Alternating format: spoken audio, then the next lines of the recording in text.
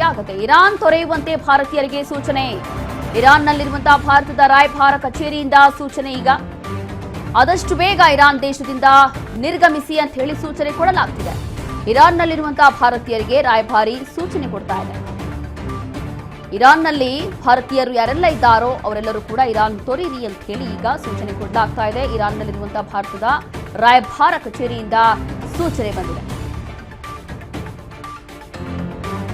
ಆದಷ್ಟು ಬೇಗ ಇರಾನ್ನಿಂದ ನಿರ್ಗಮಿಸಿ ಅಂತ ಹೇಳಿ ಸೂಚನೆ ಕೊಡಲಾಗ್ತಾ ಇದೆ. ಇರಾನ್ನಲ್ಲಿರುವಂತಹ ಭಾರತೀಯರಿಗೆ ರಾಯಭಾರಿ ಕೊಟ್ಟಿರುವಂತಹ ಸೂಚನೆ.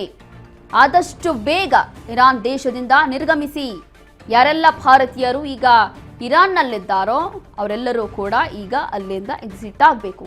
ಇರಾನ್ ತೊರೆಯುವಂತೆ ಭಾರತೀಯರಿಗೆ ಸೂಚನೆಯನ್ನ ಕೊಡಲಾಗ್ತಾ ಇದೆ.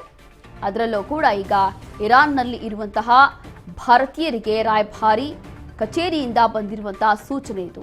ಅದರಲ್ಲೂ ಕೂಡ ಇರಾನ್ನಲ್ಲಿ ಯಾರೆಲ್ಲ ಭಾರತೀಯರಿದ್ದಾರೋ ಆದಷ್ಟು ಬೇಗ ಇಲ್ಲಿಂದ ಎಕ್ಸಿಟ್ ಆಗಿ ಇಲ್ಲಿಂದ ನಿರ್ಗಮಿಸಿ ಅಂತ ಹೇಳಿ ಒಂದು ರೀತಿಯಾಗಿ ಸೂಚನೆಯನ್ನ ಕೊಡ್ತಾ ಇದ್ದಾರೆ. ಅದು ಈ ರೀತಿಯಾದಂತಹ ಸೂಚನೆ ಏನಕ್ಕೆ ಕೊಡ್ತಿದ್ದಾರೆ, ಇದಕ್ಕೆ ಏನಾದರೂ ಕಾರಣ ಇದೆಯಾ ಅನ್ನೋಂಥದ್ದು ನಿಜವಾಗ್ಲೂ ಕೂಡ ಯಕ್ಷ ಪ್ರಶ್ನೆ ಹುಟ್ಟುತ್ತೆ. ಆದರೆ ಸದ್ಯಕ್ಕೆ ಈ ರೀತಿಯಾಗಿ ಭಾರತೀಯರಿಗೆ ಸೂಚನೆಯನ್ನ ಕೊಡಲಾಗಿದೆ.